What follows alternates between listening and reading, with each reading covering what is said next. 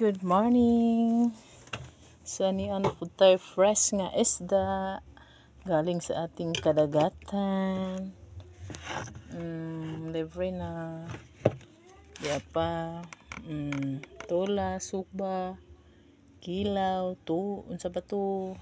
Pinirito, basta maski unsa na lang himuon. Kaya giskadako, pwede siya sugbaon. Ang tawag ani kay kubal-kubal. Bilong-bilong. Agay. Maak. Diwit. Lami ka siya prituhon. Pwede pa siya ibulad.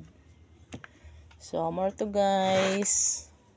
Don't forget to thanks God nga unsay imong nadawat or unsay imong na-receive nga mga blessing. Thank you Lord sa imong blessing guys. Thank you guys. Thank you Lord. Thank you sa inyong walang suporta. Magtulas ako og magfreto.